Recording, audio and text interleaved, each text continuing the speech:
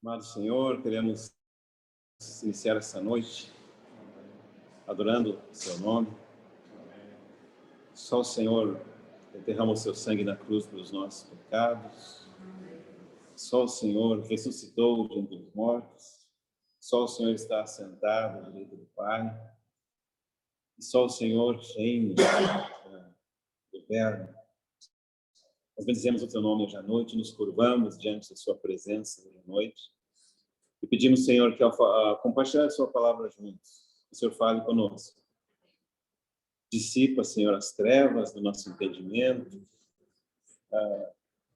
Retira qualquer tentativa do inimigo de frustrar, compartilhar a sua palavra hoje.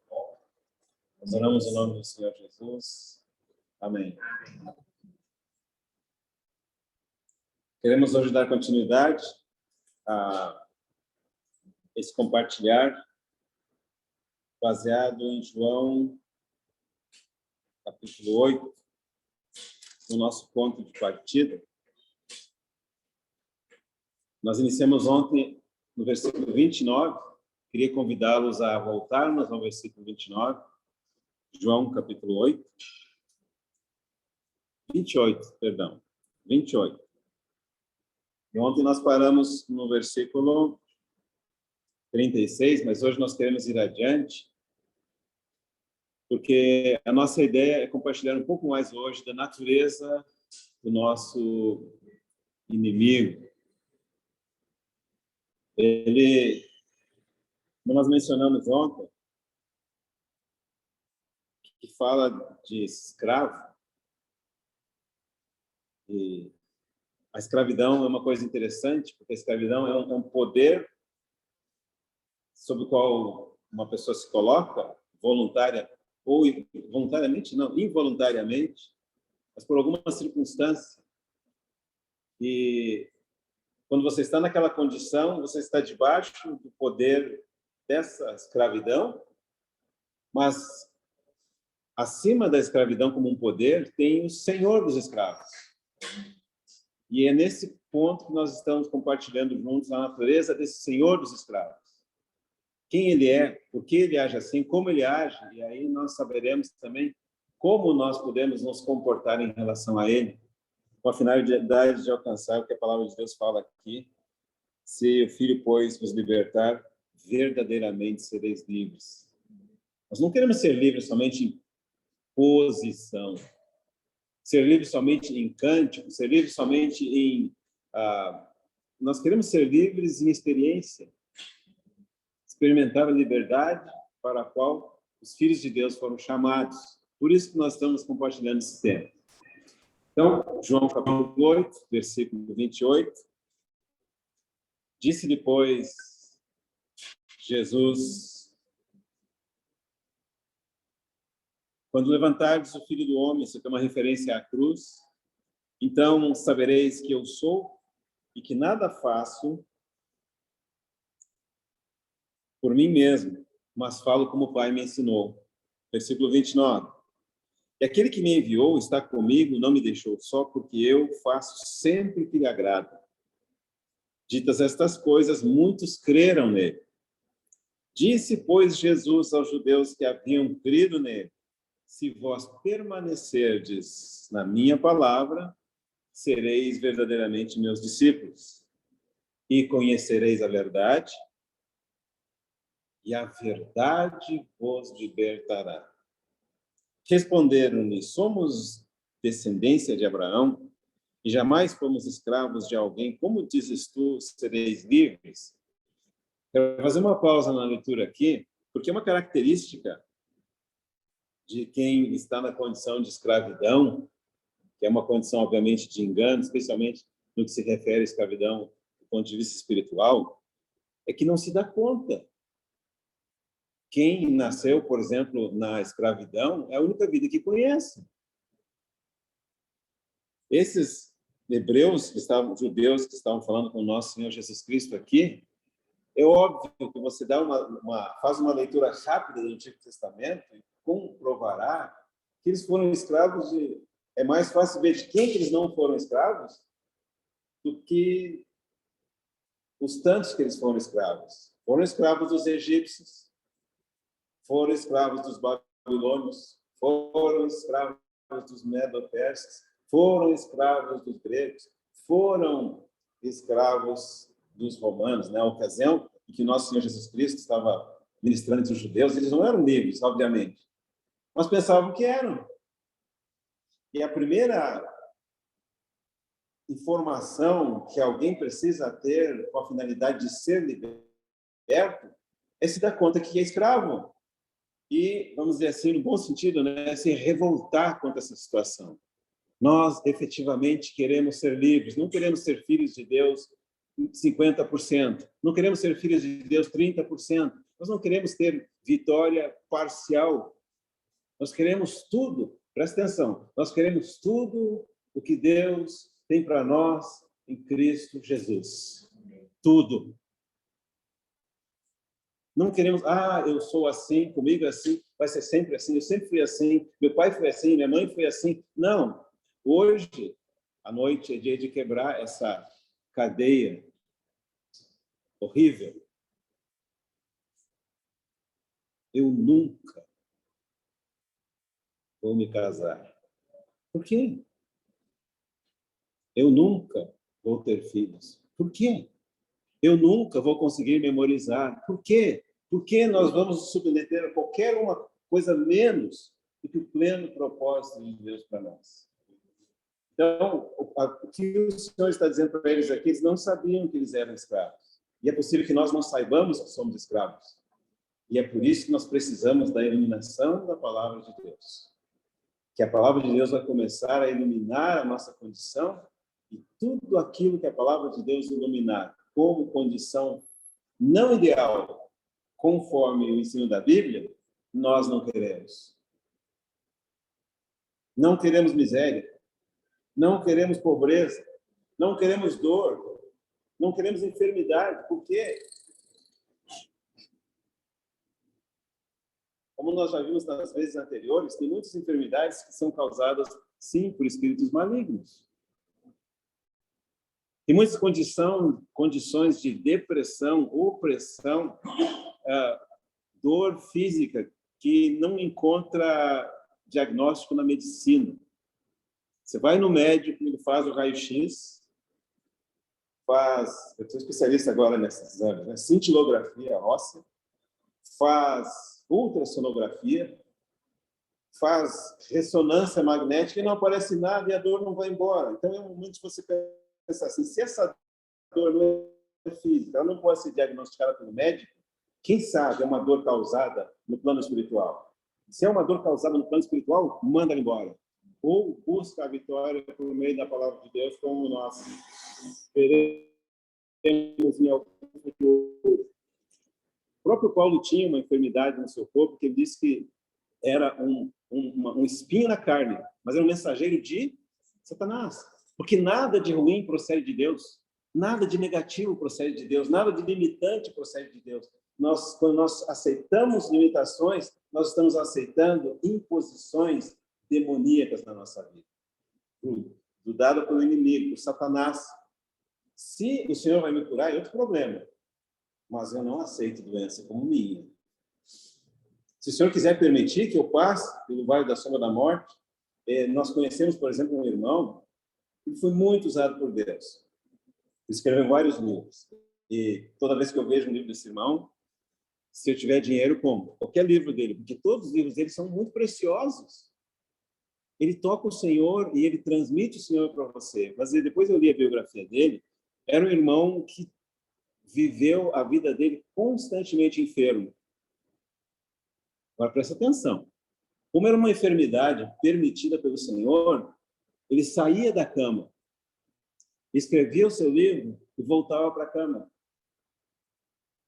Passava dias acamado, adoecido, depois ia lá e escrevia mais ou pregava mais. Essa enfermidade não o impedia de amar o Senhor, de servir o Senhor, de ajudar os outros. Nunca o impediu de viver uma vida normalzinha, apesar da dor. É uma enfermidade, de alguma forma, na sua sabedoria, permitida por Deus. Tem uma outra irmã que ela teve um problema de cegueira, um erro logo após o parto. Ela tinha um problema nos olhos, o médico colocou um colírio nos olhos dela, e esse colírio foi errado. Então, desde a mais tenra idade, essa irmã ficou cega. Mas essa cegueira nunca impediu essa irmã de ser uma das mais prolíferas poetisas da palavra de Deus. Cega, ela escreveu 6.000 hinos. Viveu uma vida plena. O que significa isso? Aquela enfermidade, obviamente, foi permitida por Deus, mas nunca a impediu de servir a Deus. Nunca a impediu de viver uma vida plena. E tem vários exemplos de situações assim. Então, nós não estamos dizendo que todos os cristãos sempre devem estar com saúde sempre. Não estamos pregando essa teologia da prosperidade. Nós estamos dizendo assim, que os cristãos sempre devem usufruir de maneira plena tudo aquilo que Deus tem para nós em Cristo Jesus. E Deus tem para nós vida, com limitação ou sem limitação. E se nós nos damos conta de alguma enfermidade, não é detectada pelo médico, não aparece nos inúmeros procedimentos de diagnóstico modernos que existem, se essa enfermidade vem por parte do inimigo, nós não queremos aceitá-la, porque a Bíblia fala que nós devemos resistir ao diabo e ele fugirá de nós. Devemos nos humilhar, sim, debaixo da poderosa mão de Deus, mas resistir ao diabo. E às vezes nós fazemos o oposto. Resistimos a Deus e nos submetemos a alguma limitação do inimigo de Deus na nossa vida. Não. Por isso é importante saber se é algo do inimigo para nos limitar, nós devemos resistir e lutar e ficar atentos e ser alertas. Porque é possível, sim, que por alguma forma estejamos em escravidão. Aí o Senhor respondeu para eles: em verdade eu vos digo, todo que comete pecado é escravo do pecado. Estamos no versículo 34. O escravo não fica sempre na casa, o filho sim fica para sempre. Se, pois, o filho vos libertar, verdadeiramente sereis livres. Bem sei que sois descendência de Abraão, contudo procurais matar-me, porque a minha palavra não está em vós. Eu falo as coisas que vi junto de meu pai, vós, porém, fazeis o que vistes em vosso pai. Então lhe responderam: nosso pai é Abraão. Disse-lhes Jesus: se sois filhos de Abraão, praticai as obras de Abraão. Mas agora procurais matar-me?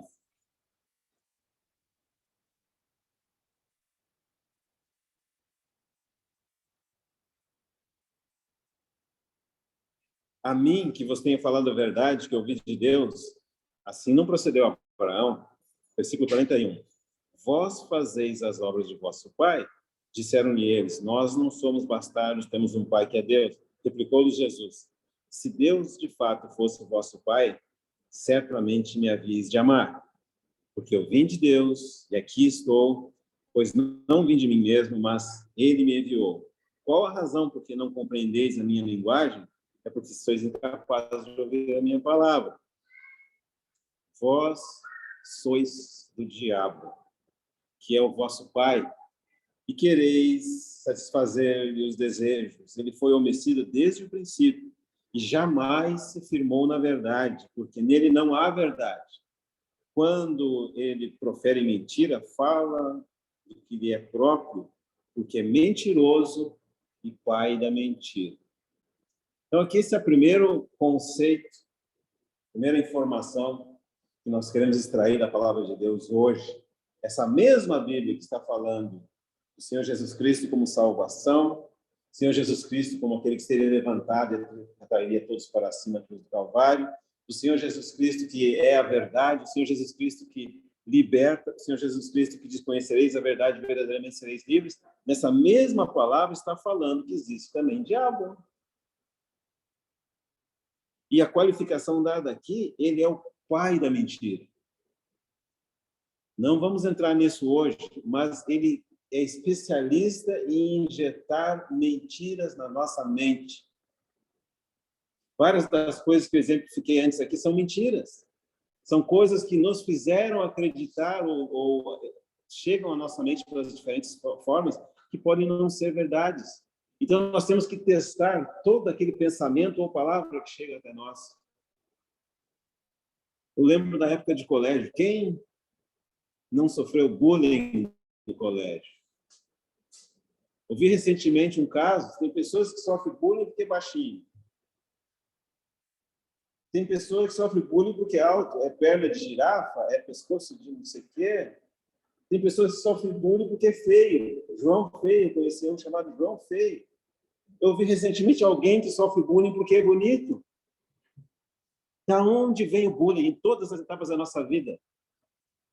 Então, filtra. Da onde vem o bullying? Da onde vem as acusações? Da onde vem pensamentos de inferioridade?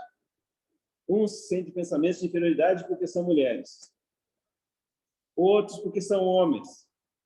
Uns porque são brancos, outros porque são pretos, outros porque são orientais. Ninguém se dá conta que por trás de todos esses pensamentos tem sim uma entidade espiritual, que tem nome, que é descrito na Bíblia. Não é só como uma influência, é uma pessoa.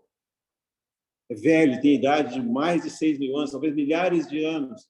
E ele odeia os seres humanos. E nós não devemos nos submeter a nenhum pensamento que vem da parte dele, porque ele é o pai da mentira. Se ele te disser que você não pode prosperar, e você dizer, por que não? Posso, por que não? Você não, por que eu não?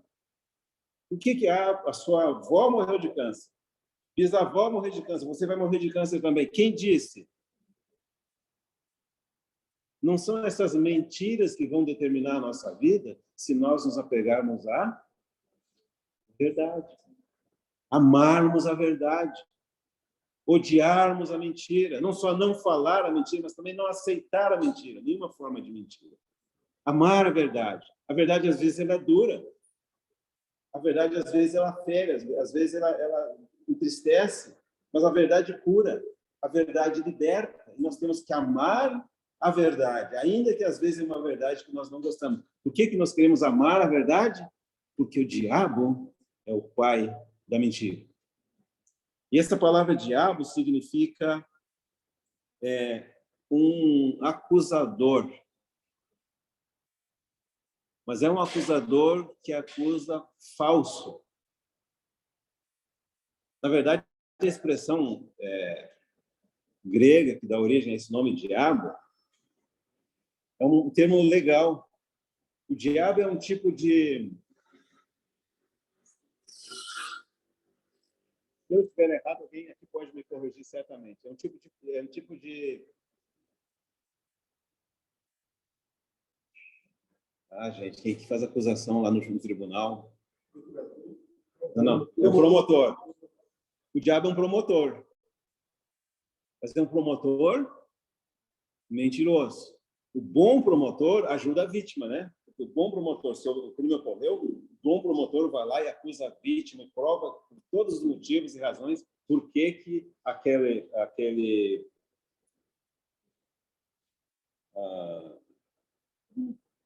Oi? Não, a pessoa que... O réu, né? Esse é o réu. Então, o bom promotor vai provar por que o réu, de fato, cometeu o crime. Esse é promotor bom. Mas a expressão diabo se refere a um promotor falso. Ele vai inventar mentiras contra a vítima. Não. Ele vai inventar mentiras contra o réu. É isso que ele faz. Ele é um promotor mentiroso, ele é caluniador. A Bíblia diz, no livro de Apocalipse, no capítulo 12. Apocalipse, capítulo 12. Vou ler isso aqui, porque também já vai falar de uma queda dele, né? Agora veio a salvação, versículo 10. Então ouvi uma grande voz do céu proclamando: agora vem a salvação, o poder, o reino do nosso Deus, a autoridade do seu Cristo, pois foi expulso o acusador dos nossos irmãos, o mesmo que os acusa de dia e de noite, diante do nosso Deus. Então, aqui está dizendo que ele tem como função, e esse é o significado da palavra diabo, acusar os irmãos. Por que os irmãos nunca deveriam ser acusados? Porque os irmãos já estão debaixo do sangue do nosso Senhor Jesus. E quando você está debaixo do sangue do nosso Senhor Jesus Cristo pela fé, você não é mais visto como aquela pessoa que comete os delitos ou não, você é visto como estando em Cristo. A Bíblia diz que nós somos aceitos perante Deus em Cristo Jesus. Assim como Deus aceita Cristo, Deus aceita aqueles que estão debaixo do sangue do Senhor Jesus Cristo pela fé. Ele não tem mais direito de nos acusar, nem pelo pecado de ontem à tarde, nem pelo pecado de um ano atrás, nem pelo pecado de 15 anos atrás. Mas como ele é um falso, qual que é a palavra? Um falso promotor. Ele é um mentiroso. Ele vai continuar nos acusando. E se nós concordarmos com a acusação de Satanás, nós ficamos debaixo do poder dele, acreditando nessa acusação. Nos acusa dia e noite diante de Deus. E nós temos uma percepção errada, porque a gente pensa assim, ó, se eu creio no poder do sangue do nosso Senhor Jesus Cristo para limpar os nossos pecados, para perdoar os nossos pecados, por que eu não sinto nada? Porque o sangue do nosso Senhor Jesus Cristo não é para mim sentir. O sangue do nosso Senhor Jesus Cristo, de acordo com a Escritura, é para Deus ver. Lembra lá quando o povo de Israel saiu do Egito? O sangue foi colocado do lado de fora da porta. E quando o anjo passava, o anjo via naquela casa ali debaixo do sangue, tem uma família que crê. Não é uma família que nunca tinha cometido pecado, não é uma família que nunca iria cometer pecado no futuro, mas era uma família que havia confiado no sangue de Jesus Cristo, derramado na cruz do Calvário, representado pelo sangue do Cordeiro. E quando Deus vê o sangue, Deus vê em nós não mais pecadores como os demais pecadores. Ele nos vê como pecadores, sem dúvida nenhuma, mas debaixo do sangue do seu Filho. Pecadores salvos pela graça. Eu sempre lembro dessa história, eu sei que vocês se lembram também, mas talvez tenha alguém aqui que nunca ouviu, de uma irmã que estava orando, e ela dizia, Senhor, olhava para a horta da vizinha dela, por que não chove na minha horta? Por que as flores do jardim da minha vizinha estão todas bonitas, floridas, tudo verdinho, e na minha está seco aqui? Por que a minha filha não anda? Se o Senhor disse que enviaria a sua chuva sobre justos e sobre injustos, aí veio aquela voz e falou para ela, né? Não te vejo como nem justa nem injusta, eu te vejo como minha filha. Não faço chover na sua horta, mandar seca na sua horta, em proporção à quantidade de boas ações ou ações ruins que você faz. Eu faço chover ou não chover na sua horta em função do tratamento que você precisa para chegar a ser uma filha madura, relacionamento maduro comigo como pai. Então, ele é um acusador, mas é um acusador falso. Por isso, esse é o significado da palavra diabo. E quando ele vier cantar no seu ouvido acusação, faça como aquela menininha. Não recomendo ninguém a falar com o diabo, né? Mas se ele insistir, manda ele falar com o seu advogado. Quem que é o nosso advogado? É o Senhor Jesus. O que é a nossa resposta para as acusações? Jesus me amou. Jesus Cristo derramou seu sangue na cruz do Calvário. Jesus me salvou, me tirou da onde eu estava, me transportou do império das trevas para o reino do Filho da sua luz. Se Deus já nos deu o Senhor Jesus Cristo, não nos dará graciosamente, juntamente com ele, todas as outras coisas. Então, para lá, mentira. Então, significado da palavra diabo, acusador, promotor falso, promotor ruim, a quem nós não devemos dar ouvido. Seja em voz audível, seja através de pessoas, seja através de bullying, coisas negativas. Não é que entra por aqui, sai por aqui. Não entra por aqui. Não aceitamos. Não queremos. Ah, sua filha nunca vai ser salva. Mentira. Seu marido nunca vai ser salvo. Quem disse? É o nosso Deus que pertence à salvação. Sua esposa nunca vai ser salva. Quem sabe quem? De onde vem esse pensamento? Eu vou orar até que a minha esposa seja salva. Até que meu filho seja salvo. Meu marido seja salvo. Vou orar, continuar orando até eu ver o Senhor que salva exercer salvação. Até que salvação não seja para mim uma palavra, seja uma experiência. Essa é a posição que nós devemos ter. Mentiroso, pai da mentira, falso acusador, a quem nós não devemos dar ouvido. Outro nome que ele tem é adversário. Esse é o significado da palavra Satanás. Vamos ver se a gente acha um versículo aqui.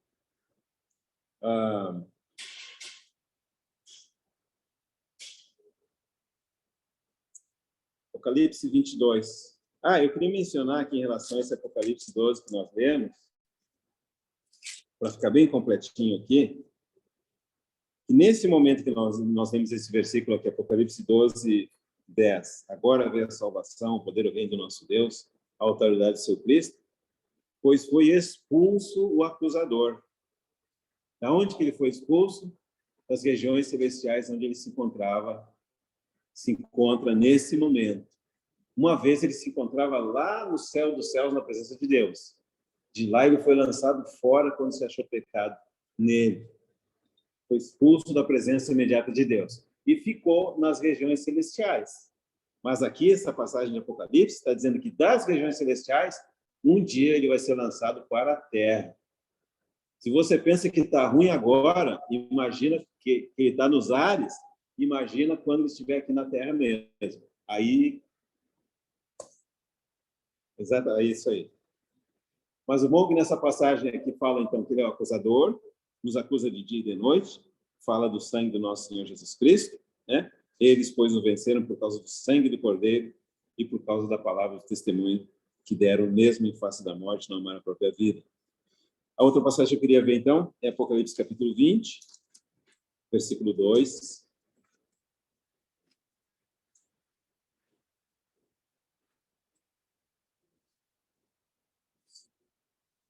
Apocalipse 22. Então, vi descer do céu um anjo. Capítulo 20, versículo 2. Apocalipse.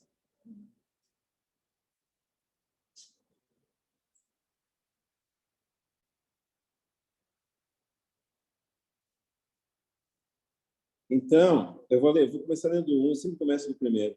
Então, vi descer do céu um anjo, tinha na mão a chave do abismo, uma grande corrente, e segurou o dragão, a antiga serpente, que é o diabo, Satanás, e o prendeu por 1000 anos. Essa palavra Satanás aqui é a palavra adversário.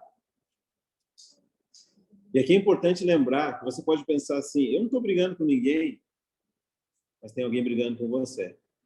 Você não tem essa impressão? Equivocadamente, você pensa que quem está brigando com você é seu chefe. E não vê alguém atrás, além do seu chefe. Você pensa que é pessoas a quem você vê. Tem pessoas que, infelizmente, vê que pensa que quem está brigando com ele é seu esposo, ou sua esposa, ou seu pai, ou sua mãe. E não vê que, além disso, existe alguém chamado Satanás. O significado dessa palavra é adversário.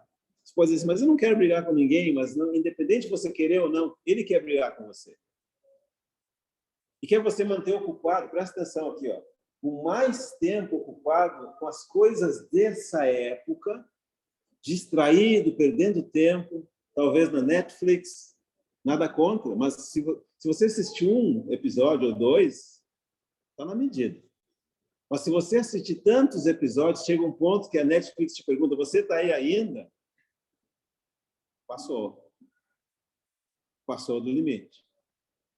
Instagram é muito interessante, mas se você passar 1 hora, 2 horas no Instagram todos os dias, o que significa isso? Você está distraído com o futebol, com a Copa, com a Globo, com a política, com isso, com aquilo, o preço da gasolina, distraído com o feminismo, distraído com tantas coisas, para não pensar que na próxima época o adversário vai ser um cativo acorrentado no fundo do abismo. E é isso que está escrito aqui.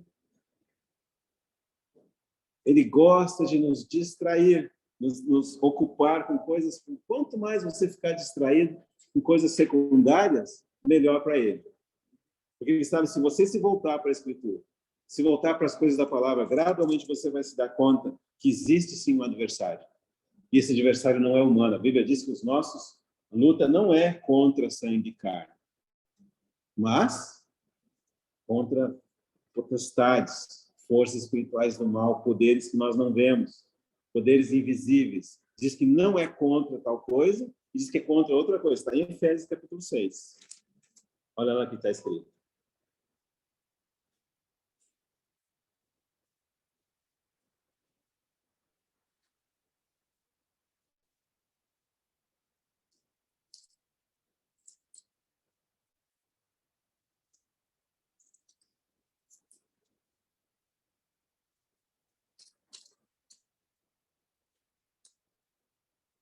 Quanto a mais, sede fortalecidos no Senhor e na força do seu poder, não fortalecidos em nós mesmos, revestivos de toda a armadura de Deus, para poder ficar firmes contra as ciladas do diabo.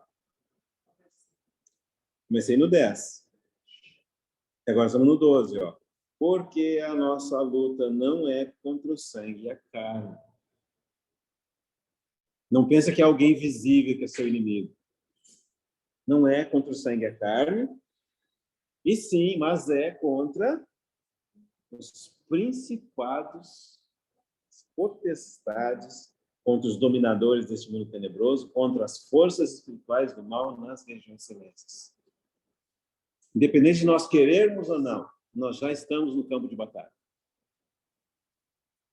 E o inimigo quer que você pense que está passeando no jardim, quando, na verdade, nós estamos num campo minado. Aí você pode dizer assim, irmão, que visão mais pesada, que triste. Se nós estamos, de fato, num campo minado, essa visão não é uma visão triste, é uma visão libertadora. Nós sabemos que temos que ser cuidadosos. Nós sabemos que temos que ser cautelosos. A Bíblia diz, sede vigilantes, alerta, sede sóbrios. Sóbrio, quando a gente está embriagado, não sabe o que está fazendo, não sabe onde está andando, não sabe com quem está andando. E Deus quer que nós saibamos tudo isso. O que eu estou fazendo, com quem estou andando e onde eu estou andando. Todo o tempo. É assim na vida natural, infelizmente, é assim, e tem que ser assim também na vida espiritual. E quando nós tivermos essa postura, nós estaremos atuando como filhos maduros. Não como filhos infantis que pensam que o mundo é uma maravilha, todo mundo é bom, os pais da gente são desconfiados. Tem uma idade, né, que nós temos, que nós passamos, que a gente acredita mais nos nossos amigos que nos nossos pais. E quando nós temos os filhos agora, a gente vê isso neles, né? Pai com mais experiência, vê tudo. Olha o filho chegando numa situação de perigo, avisa ele. Ai, pai, que exagero. Como você vê o mundo, vê maldade em tudo. E a gente pensa assim, realmente, né? Será que eu vejo maldade em tudo? Não. Isso é maturidade. E tem um momento que Deus quer que nós saiamos da infância espiritual e vejamos, sim, maldade, não em tudo, mas aonde tem maldade. Ser cauteloso, saber onde anda, saber com quem anda. Eu lembro também, na época da minha filha, né? É muito instrutivo os filhos. Eu conversava com a minha filha, que tipo de atividade existe que você quer fazer depois das 10 da noite que não pode fazer antes? Os jovens querem sair, né, às 10h30 da noite, 11 horas, onde tudo é mais perigoso, tudo é escuro. Você não sabe quem está lá, gente decente normalmente está em casa. Não é? A não ser quem está trabalhando, que é o vigilante, etc. Mas o restante está em casa. Só os maus saem de noite. Então, Deus quer que nós sejamos alertas. Saiba que existe isso. fica alerta, sede sóbrios, sede vigilantes. Então, o primeiro nome foi o diabo, o acusador. O segundo nome é Satanás, o adversário. O terceiro nome é o Beelzebu, o rei das moscas ou o rei das fezes, como você preferir. Pode aplicar qualquer um dos dois. Mas é uma coisa que significa que inimigo de Deus quer se fazer algo tão grande, alguém tão poderoso, que na verdade não é tão poderoso, não é nem comparável com Deus. Quando chegar na hora de Deus fazer descer lá do céu, nem Deus vai fazer isso. Vai mandar o arcanjo lá. Vamos para lá. Vamos para baixo do adversário, terminou o tempo dele. Beelzebu, então, é um outro dos nomes que ele tem. Outro nome é o enganador. Ele veio para roubar, matar e destruir. Essa passagem aqui é interessante, está no capítulo 10 do Evangelho de João. Eu vou ler desde o princípio, porque tem uma coisa interessante aqui.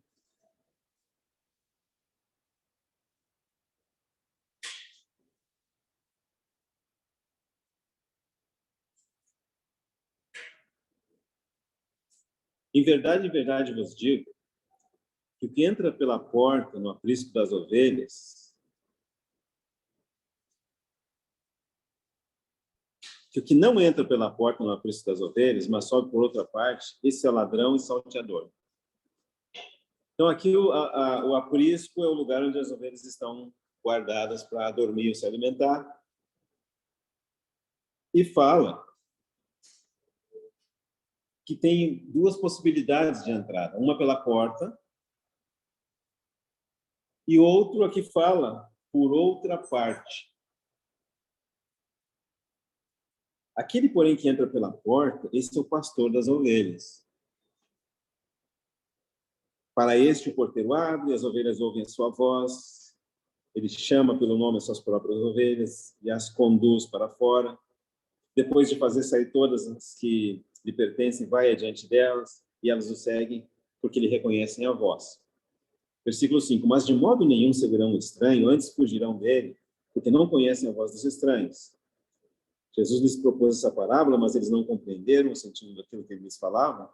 Jesus, pois, lhes afirmou de novo: em verdade vos digo, eu sou a porta das ovelhas.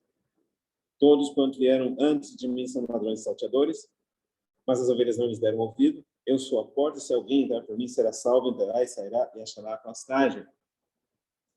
Versículo 10. O ladrão vem somente para roubar, matar e destruir. Eu vim para que tenham vida e a tenham em abundância. Eu sou o bom pastor. O bom pastor dá a vida pelas ovelhas. Então, quando o Senhor está dizendo, eu sou a porta, é porque a porta é o lugar correto de se entrar pela casa. E você só entra pela porta se a pessoa abrir a porta corretamente, né? Ou se entrar por outra parte que não é a porta, certamente não é uma pessoa de bom. Então, quando é algo que vem do Senhor Jesus, vai contar com a cooperação da nossa vontade. Por isso o Senhor fala, se alguém quiser vir após mim, não é venha após mim. Então, tudo que for imposição, talvez é a outra porta. Talvez é a outra entrada. O ladrão, em geral, não entra pela porta. O ladrão vai entrar pela janela, vai entrar pelo fundo, vai entrar pelo lado, vai entrar pelo lugar escuro, vai entrar pelo porão, pelo teto, mas ele não quer entrar pela porta. E, de alguma forma, isso mostra uma característica da ação do nosso inimigo, que ele vai tentar ou forçar a nossa vontade, porque ele arromba a porta, ou ele vai nos enganar para que nós concordemos com a vontade dele. E por isso a importância de, na luta contra o inimigo de Deus, ficar firmes, resistir ao diabo. Dizer não para o inimigo, dizer não para as coisas ruins, para as coisas erradas. Muito importante isso, porque a finalidade dele é matar, roubar e destruir. Você vê que existem tantos diferentes tipos de morte no mundo, tantos diferentes tipos de destruição no mundo. Isso é tudo obra do adversário, do diabo, do mentiroso, do nosso inimigo. Outra coisa que ele é, Mateus capítulo 4.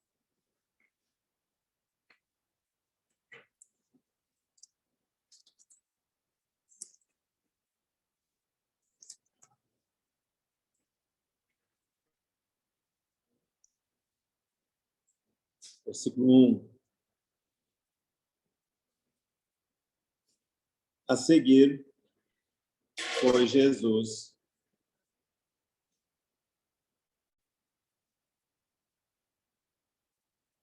levado pelo Espírito ao deserto para ser tentado pelo diabo. E depois de jejuar 40 dias e 40 noites, teve fome. Então, o tentador se aproximou. Então, o inimigo, o diabo, Satanás, o adversário, ele é o tentador.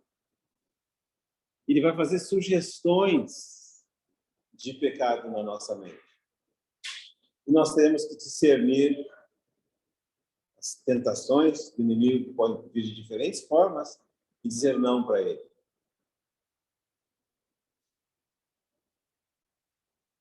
No caso do nosso Senhor Jesus Cristo, ele ofereceu para o Senhor Jesus Cristo resolver o problema da fome que ele estava enfrentando por si mesmo. E não sem antes colocar em dúvida a filiação do nosso Senhor Jesus. Capítulo 4, versículo 2 vai dizer, depois de jejuar 40 dias e 40 noites, o Senhor teve fome. No versículo 3, 4, 3, vai dizer, então o tentador, aproximando-se, lhe disse, se és filho de Deus, manda que essas pedras se transformem em pães. Jesus, porém, lhe respondeu, está escrito, não só de pão viverá o homem, mas de toda palavra que procede da boca de Deus. Esse tipo de tentação, sem dúvida nenhuma, vai vir para sua vida. No momento que você está com uma determinada escassez, caso que o nosso Senhor estava vivendo aqui. E ele vai dizer assim, se você é filho de Deus, por que você está nessa situação? Percebe a sutileza?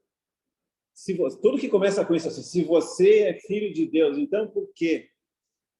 Se Deus te ama mesmo, então por quê? Se você é crente mesmo, então por quê? Se você está correto mesmo, então por quê? Sabe isso?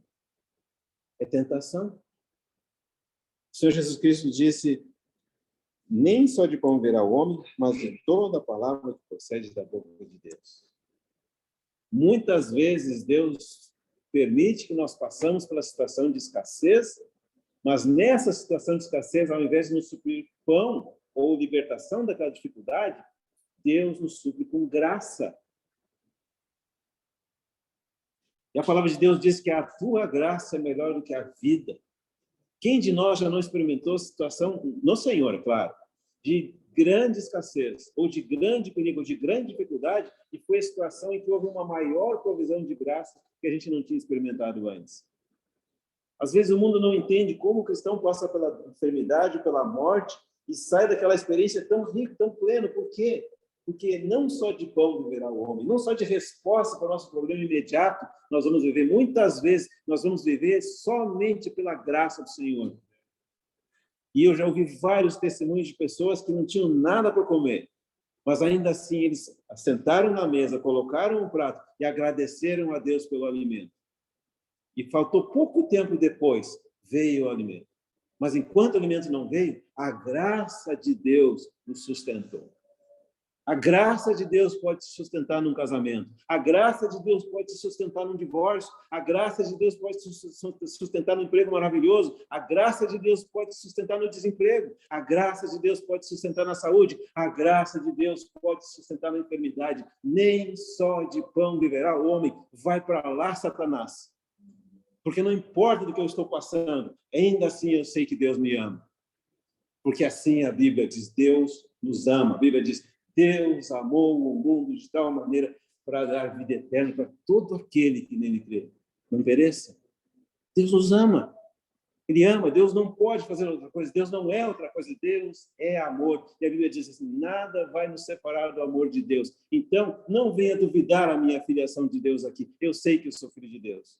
Como o Jó disse uma vez, eu sei que o meu Redentor vive. Um dia, aqueles que são meus inimigos, que riem de mim, que me desprezam, um dia eles verão que Deus sabia o que ele estava fazendo quando ele me permitiu passar pela dificuldade. Nem só de pão viverá o homem. Diga não ao tentador. Depois, o diabo levou uma cidade santa, colocou sobre o pináculo do templo.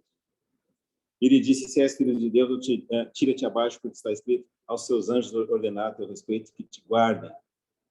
Eles te sustentarão as tuas asas para que não tropeces em pedra alguma. Respondeu Jesus também, está escrito, não tentarás o Senhor teu Deus. Não te exponha a perigo voluntariamente. Não tenta o Senhor teu Deus. Não tenta provar que você é melhor. Não tenta provar que você é mais santo. Não tenta provar que Deus é mais com você do que com outra pessoa. Não tentarás o Senhor teu Deus. É isso que o Senhor está dizendo aqui. E o Senhor respondeu então para o inimigo de novo com a palavra de Deus. E finalmente o diabo levou o Senhor até um monte muito alto, mostrou-lhe todos os reinos dessa terra, o tentador, e desse mundo, e a glória deles. E disse assim, olha, tudo isto te darei se prostrado me adorares. E nós sabemos que, infelizmente, nos tempos de hoje, muitas pessoas têm caído nessa tentação do diabo. Muitos desses cantores famosos que você começaram dentro dos, vamos dizer assim, dos salões das igrejas. E um dia eles ouviram esse canto da sereia, que não é canto da sereia nenhuma, que é palavra do tentador, e abandonaram a Deus e se foram atrás da proposta tentadora de Satanás. Eu podia fazer uma lista aqui, Elvis Presley, muito pobre na sua infância. Os pais crentes, primo crente, acho que ele é primo daquele Jimmy Swaggart, evangelista famoso. Família crente. Mas para sair daquela pobreza, um dia o tentador disse, se prostrado me adorares, se você só cantar música que não pronuncia a palavra Jesus, se você dançar aquelas dancinhas ali, se você fizer isso e aquilo, compromete o teu testemunho, então eu vou te dar, e Deus, e o diabo dá, ele tem algumas propriedades aqui nesse mundo. Roubado, mas tem, né? O que ele não disse é que ele daria, mas tiraria aos 27 anos, não sei qual idade ele morreu, mas muito cedo. Isso ocorre com inúmeros cristãos americanos que nós conhecemos na história, né? E tem também brasileiros, a gente não conhece tanto. A Whitney Houston, cantora lá, acho que da Igreja Batista. E um dia, talvez, o inimigo disse para ela, por que você está cantando aqui? Não ganha dinheiro? Não ganha aplauso? É rejeitado? Só canta lá com os crentes, né? Quem sabe lá no mundo eu vou te dar um palco com milhares de pessoas. E, de fato, o mundo se prostrou diante da Whitney Houston. Todos se encantaram com a voz maravilhosa dela. Mas o que o tentador não disse para ela que assim como ele daria aquela prosperidade para ela, ele tiraria daquela maneira como tirou. Ela morreu numa situação horrível. E tem inúmeros, muito mais do que a gente imagina. Pessoas famosas. Agora, a última coisa que eu ouvi é que pagaram uma panelada de dinheiro para o Neymar tirar o nome Jesus do chapeuzinho dele. Ele que já ganha milhões, ele ganha, acho que não vai conseguir gastar tudo, se ele for sábio em toda na vida dele, tudo que ele tem. Mas aí eles foram lá e eles pagaram mais para ele tirar o nome Jesus do chapéu dele. E, infelizmente, ele tirou. Então, ele tem esse outro nome, o tentador. E nós precisamos discernir na nossa vida o que é tentação. Tentação de ganhar dinheiro, gente. Tentação de ganhar mais dinheiro. Para que mais dinheiro? Para que mais dinheiro? Para que mais coisas? Para que mais envolvimento? Tentador. Reconheça se há essa tentação na sua vida e peça a Deus, me orienta, Senhor. Eu não quero mais do que eu preciso.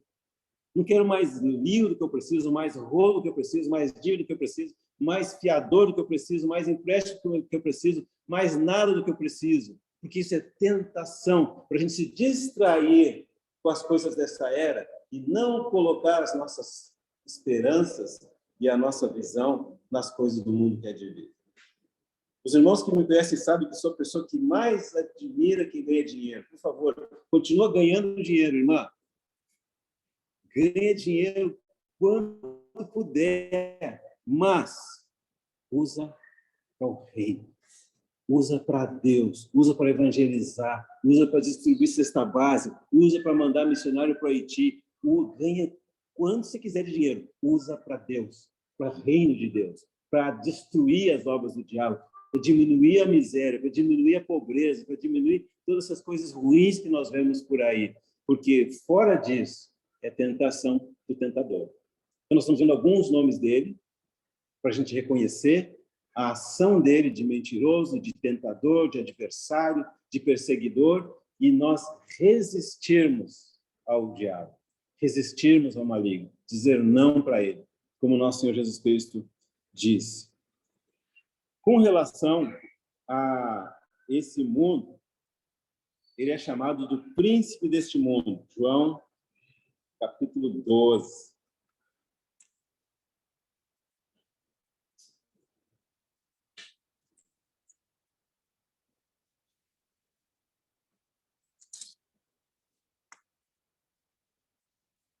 Versículo 31. Chegou o momento de ser julgado o príncipe deste mundo. João 12.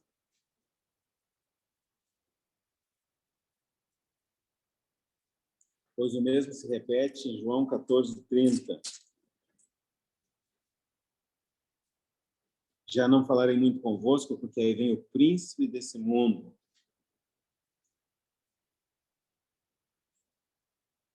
Depois 16:11. Do juízo, porque o príncipe deste mundo já está julgado. Então, isso tem relação com a tentação que ele ofereceu para o Senhor Jesus e tem relação com a tentação que ele pode oferecer para mim e para você. Ele pode dar, mas ele dá com uma mão e tira com a outra, né? Ele oferece, depois ele puxa o tapete, né? Nós temos que reconhecer essas coisas. Deus é o único que abençoa e com a sua bênção não faz seguir de dor alguma.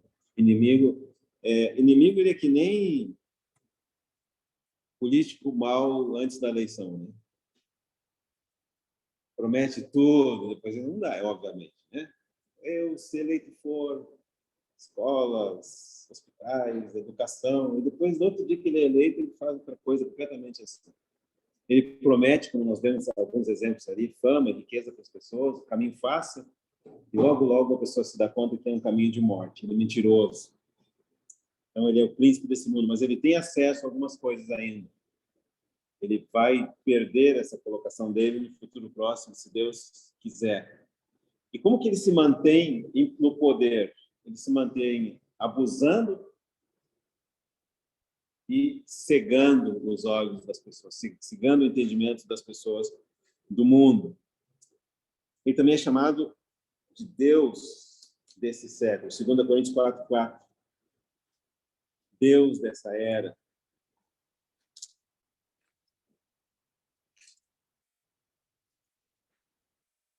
E isso fala, então, dessa questão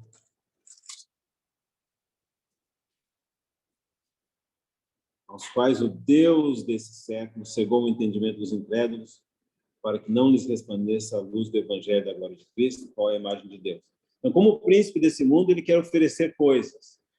Como Deus dessa era, ele quer receber adoração, ainda que seja indireta. E aí você pode classificar todos os tipos de adoração, desde as adorações mais abertas, existem satanistas. Alguém me mencionou recentemente igreja do diabo. Não aqui no Brasil, fora do Brasil. Mas pessoas abertamente devotadas a ele, né? Tem muitos grupos satanistas na Europa também. E tem muitos outros, como ele é enganador, grupos em que ele recebe adoração indireta. Quando você adora ídolos, ou adora pessoas, ou adora coisas, está adorando indiretamente forças espirituais por trás dessa, é outro nome que ele tem. E ele sabe que ele é o Deus dessa era, e que na próxima era ele vai ser um cativo, preso, no fundo do abismo e em trevas.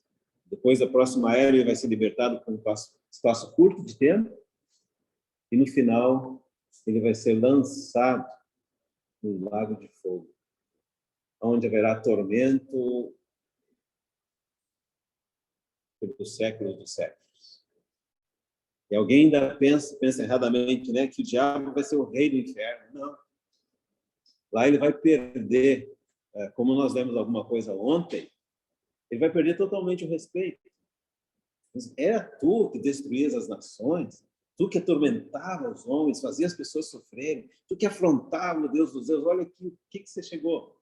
Olha o que te sobrou de sem poder, com um fim que nem dos homens. Tu que trouxeste tantos homens para cá, olha a tua condição totalmente desrespeitado.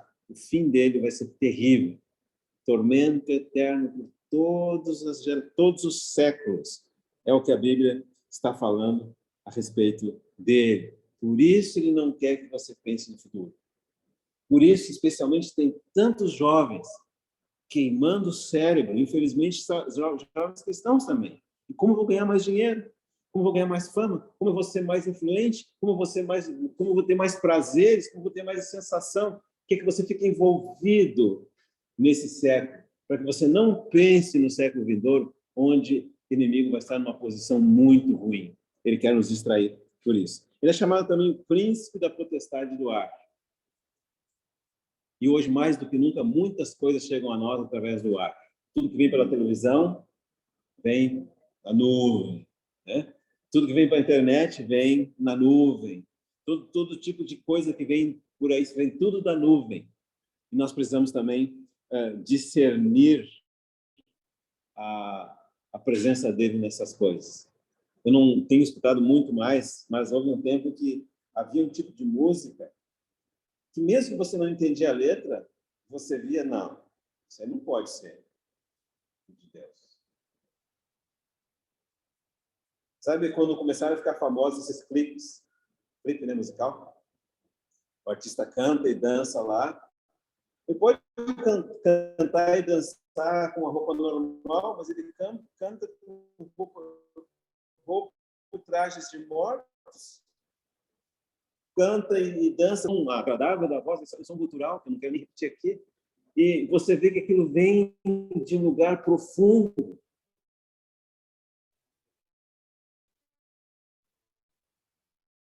E as multidões adorando aquilo, diretamente para os jovens, ser super cauteloso com a música, porque lá no início o inimigo era, ao que tudo indica, ele era o chefe da música lá.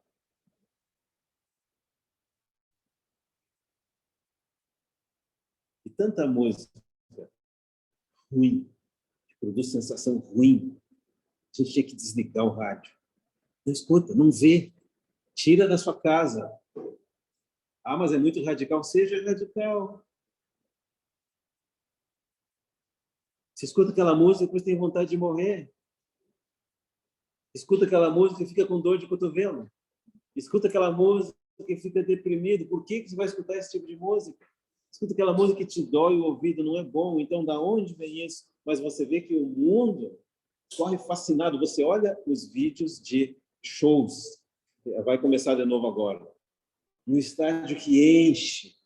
Aí apaga a luz, vem fumaça, vem alguém com roupa de morto, sangue de morto. De onde vem isso? Aquelas pessoas adorando, e eles chamam os artistas de ídolos. As pessoas gritando, histéricos. Como você não vê que é tão evidente? E, obviamente, aqueles que entendem a língua inglesa e a língua portuguesa nesse tipo de música, vai ver que eles mencionam claramente uma música famosa. Eu não sei se você sabe traduzir direito, que nunca prestei atenção. Eu acho que é Andando para o Inferno. Famosíssima música. E as pessoas dançando ao som dessa música. Assim, tum, e tum, e tum, e tum, no meio da madrugada, treva, fumaça, droga, sexo, tudo junto e dizendo, dançando para o inferno. Gente, o Deus deste século, o príncipe da potestade do ar, como príncipe da potestade do ar, ele atua também a nível das nações.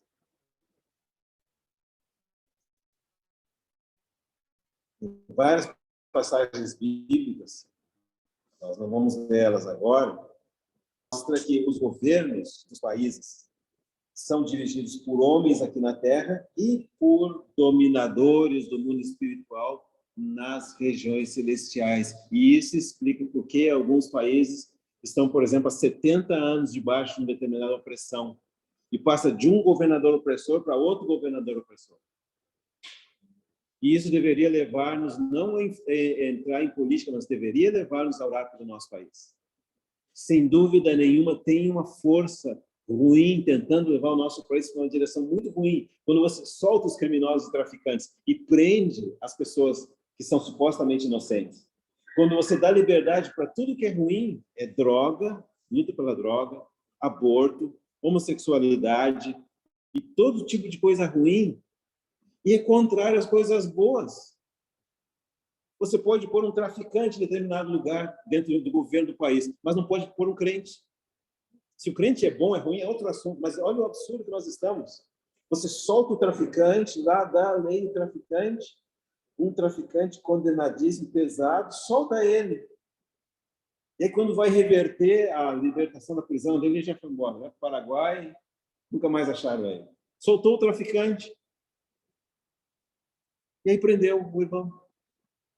Põe o ladrão, não quer colocar o justo.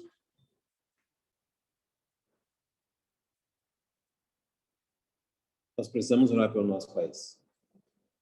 Precisamos orar para que o Senhor preserve a nossa liberdade. Precisamos orar, sim, para que não venha comunismo ou regimes totalitários sobre nós. Precisamos orar para que a propriedade privada seja respeitada como a Bíblia orienta que seja. Precisamos orar para que as nossas crianças aprendam geografia, matemática, português na escola e não outras coisas ruins. Mas saiba que não existe uma luta sendo travada nesse momento sobre cada governante de cada país, com a tentativa de colocar essas pessoas debaixo do jugo demoníaco e de dor. Então, nós vemos que ele realmente faz tudo isso. E o que nós podemos dizer da aparência do inimigo? Muitos imaginam que ele tem cauda, chifre, uniforme vermelho, mas a Bíblia diz que ele aparece como anjo de luz.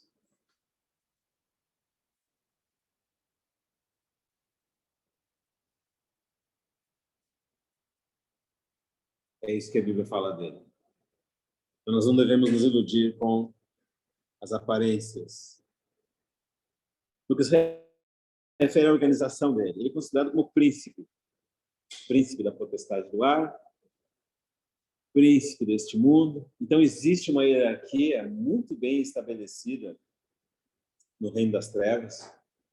Alguém falou que essa hierarquia ele herdou, né? Porque ele já ocupava esse lugar quando ele era perfeito ainda antes do pecado. Mas quando ele caiu, ele roubou essa ordem de Deus.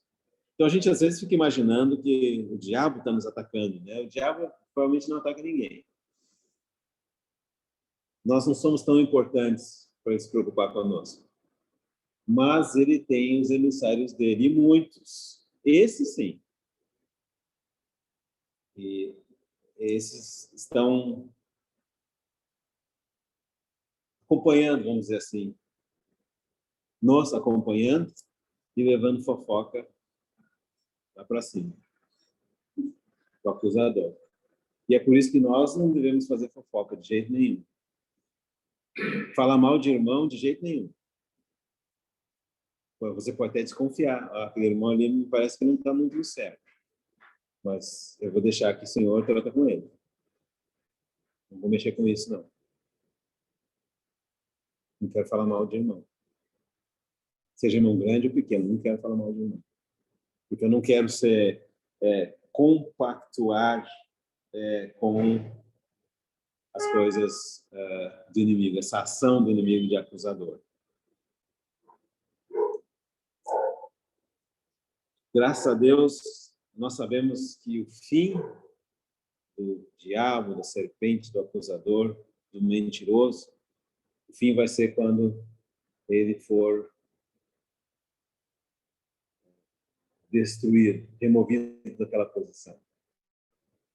Quando também o pecado foi destruído, ele não tem mais aonde nos agarrar, não tem mais poder aonde exercer esse senhorio sobre escravos, né? Então nós regozijamos na vitória completa do nosso Senhor Jesus. Na próxima oportunidade, nós queremos falar mais sobre como o Senhor venceu o inimigo. Quando que ele venceu o inimigo? E como que nós podemos usufruir dessa vitória. Mas a nossa ideia hoje era o quê? Iluminar a respeito do caráter do inimigo. Quem que ele é? Quem são os emissários deles? Os anjos caídos ou os espíritos que precisam de um corpo para satisfazer os seus desejos? E saber que ele fica lá manipulando os governantes da terra, dos países, e fica através dos seus funcionários tentando provocar na nossa vida todas essas coisas ruins: tentação, opressão, depressão, doença, engano, mentiras a respeito de Deus. E graças a Deus, a nossa posição tem que ser resistir ao maligno, e ele fugirá de nós. Não abrir a porta da nossa casa para eles, né? E se eles entrarem por outra parte, reconhecer. O ladrão entra por outra parte, vai tentar forçar em você uma ideia, forçar em você um sentimento, forçar em você uma sensação, e nós podemos filtrar e saber que aquilo que não vem do Senhor não precisa ter poder sobre nós. E tudo que vem do Senhor vem com uma suavidade maravilhosa. O Senhor disse assim: se alguém quer vir após mim, tome a sua cruz, negue-se a si mesmo, tome a sua cruz e siga-me. Eu sou o bom pastor. Eu quero vir para aqui com vida e vida em abundância. E vinde a mim, vós que estáis cansados e sobrecarregados, eu vos aliviarei. A voz do nosso Senhor é sempre tão suave, sempre tão doce, sempre tão... uma voz que sempre concede repouso, sempre concede esperança, sempre concede ânimo novo. Nunca vai vir a voz do Senhor e te deixar desanimado. Deus não é assim.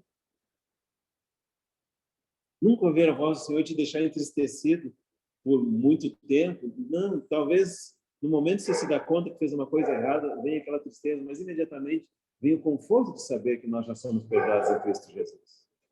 Vem o conforto de saber que Deus é por nós.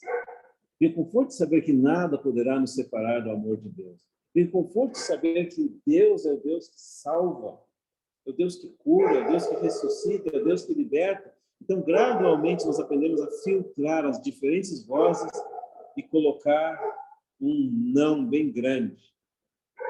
Não permitir que nada que entra por outra parte provoque uma reação em nós. Nada, nada, nada, nada, nada. Porque aquele que entra por outra parte vem para matar, para roubar, para destruir. Mas o nosso Senhor Jesus Cristo veio para quê? Para que nós tivéssemos vida, vida em abundância. O Senhor pode seguir falando conosco? Teremos mais uma oportunidade no domingo, se Deus quiser. Queremos ver como o nosso capitão, como o nosso líder venceu o inimigo, como nós podemos andar também nessa vitória. Vamos concluir com uma palavra de oração?